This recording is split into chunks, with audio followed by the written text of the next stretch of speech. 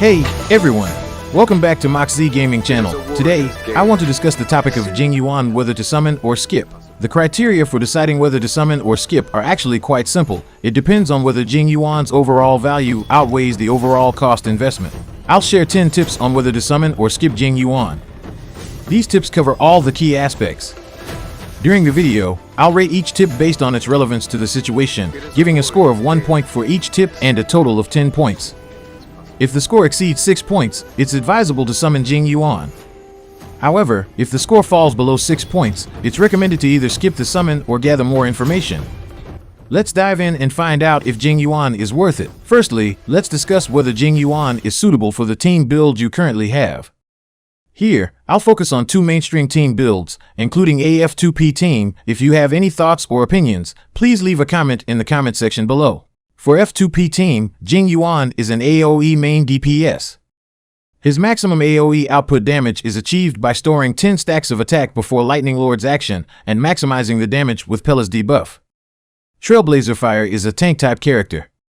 After casting a skill, he can taunt enemies to attack himself, protecting allies from harm. Natasha is a healer in the team, whose abilities are focused on restoring the health of allies.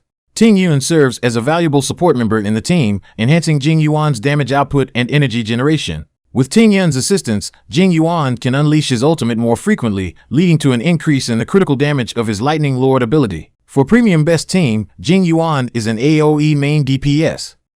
His maximum AoE output damage is achieved by storing 10 stacks of attack before Lightning Lord's action. Bronya has a valuable skill set that enhances the performance of her team members in battle. She is capable of increasing the ATK percent of all team members. Bronya needs to use all of her skills on Jing Yuan. With her Light Cone skill, which can increase Jing Yuan's maximum damage. Bailu is as a healer, has a revive mechanic for if you mess up in a fight. Invigorate provides immediate healing after Jing Yuan taking damage and can further mitigate damage directly. Jing Yuan is a versatile support character who can increase the ATK of her allies. Her ultimate skill regenerates 50 energy for a target ally and increases their DMG. Secondly, let's discuss who currently holds the title of the strongest DPS, Jing Yuan or Seele. For single target, Seele is the best. Jing Yuan can only take the 4th ranking. However, for 3 target, Jing Yuan is better. Jing Yuan can balling sweep groups hard, but Seele can shred single target, and we have no multi-target bosses in the game or multi-target in-game content. Forgotten Hall or Simulation Universe are both single-target basis fights, so Hunt just weeps the floor and actual effective damage in current in-game content. Jing Yuan isn't an ultimate nuke. His Lightning Lord hits either way, which does comparable damage to his ultimate, again why he's better over time, but in the time Seele can sweep out the first target using good supports. Once Jing Yuan gets controlled, the effectiveness of Lightning Lord diminishes. It's crucial to have team members with skills that can remove negative effects in battle to ensure Jing Yuan's safe and uninterrupted output. Exactly why Seele's better, but my argument was Jing Yuan isn't unusable in endgame, he just isn't as good as Seele meta-wise. Moving on to the 3rd tip, to unleash Jing Yuan's most powerful skill damage, you'll need to strategize. The materials required for Jing Yuan's development include 308,000 credits, 15 Immortal Cyanets, 15 Immortal Arrow Blossoms, 66 Shapeshifters Lightning Staffs, and 15 Immortal Lumen Twigs. It's also worth noting that Jing Yuan's ultimate ability has a 130 energy cost, which means you'll need to obtain 5 energy from another source if you want to use his ultimate every 4 turns. This calculation comes from using the skill 30 energy x 4 turns, and then adding the 5 energy cost from using the ultimate, totaling 125 energy. For the 4th tip, let's discuss the possibility of Jing Yuan getting nerfed in the future. Personally, I don't see a need for nerfs. While Jing Yuan may not be among the top 3 in terms of single-target DPS, as mentioned earlier, Seele is more suitable for challenging bosses. However, Jing Yuan's stacked critical damage is currently the strongest. One drawback is that to maximize his damage output, you need to unlock Trace to provide energy, which requires Jing Yuan's skill to generate energy. This means Jing Yuan's speed needs to be higher than Jing Yuan's. Moving on to the 5th tip, let's discuss the possibility of Jing Yuan being replaced by other new characters. I believe that he won't be replaced by other new characters for a long time because he can fulfill the role of a hypercarry single-target DPS.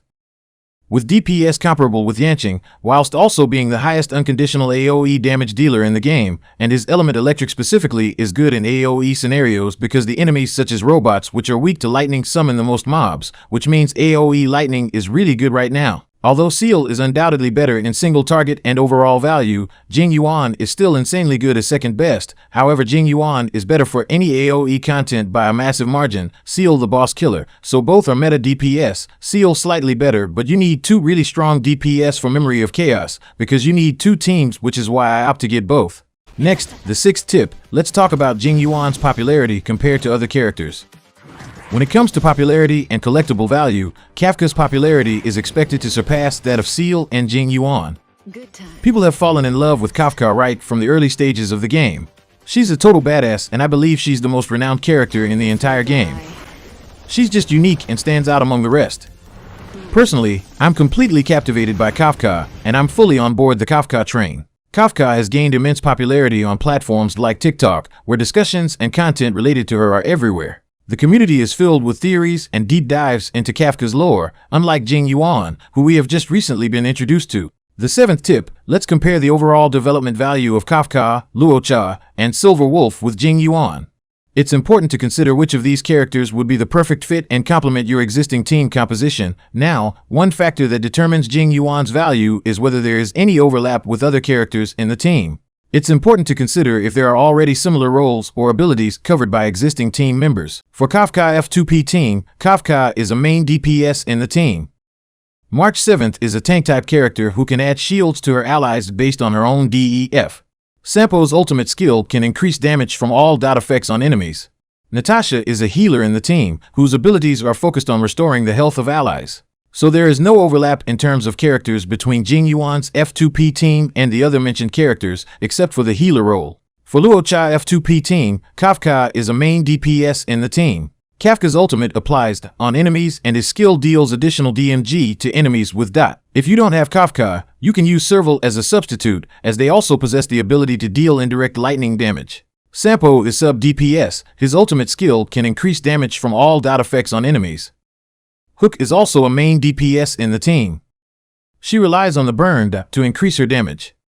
Luocha's skill restores HP of allies based on his ATK. Luocha's ultimate dispels enemies' debuff and deal imaginary AoE DMG to enemies. When Stack of Abyss Flower reaches 3, a field is applied on enemy. Allies' HP is restored by attacking enemy with a shield. So there is no overlap in terms of characters between Jing Yuan's F2P team and the other mentioned characters, except for the healer role.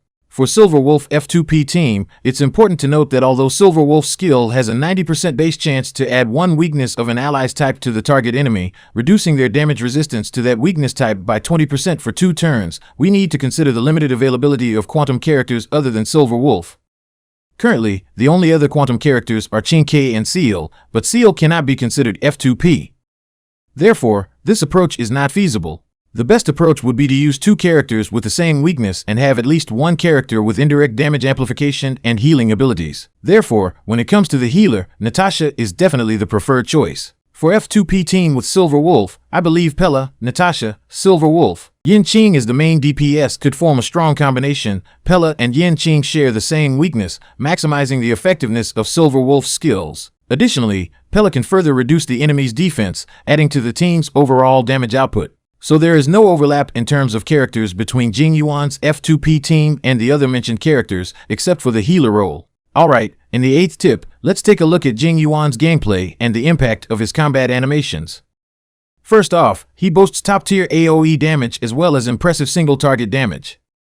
This makes him a force to be reckoned with in both scenarios. Unlike Clara, Jing Yuan is easy to use, and it's relatively simple to unlock his full AoE potential.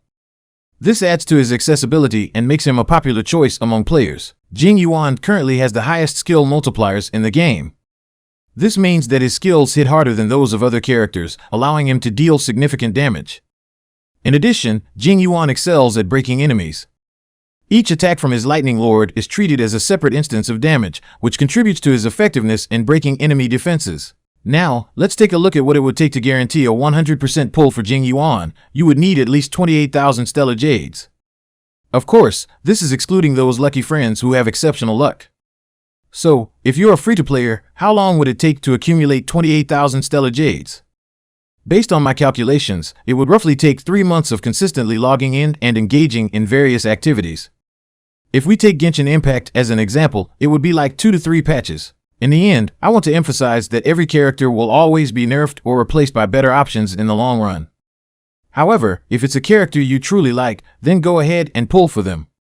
After all, you can't have it all. In the 10th tip, HSR hasn't announced the specific time for the next raid up of Jing Yuan's banner. However, if we take Genshin Impact as a reference, when you miss a character's limited time banner, it usually takes a considerable amount of time to have another chance to obtain that character. The exact waiting time depends on the developer's schedule and game updates. Typically, the same character may reappear in the banner after 3 to 6 months or even longer. Therefore, if you missed a character and want to pull for them again, you need to have patience and wait for the next opportunity. Alright, guys, that's all for my 10 tips on whether to summon or skip Jing Yuan in Honkai Star Rail. If you have any questions or if there's anything I missed in the video, feel free to drop a comment down below. I really appreciate your support and thank you for watching. Don't forget to hit that subscribe button and give this video a thumbs up. Stay tuned for more awesome content, and I'll catch you all in the next video.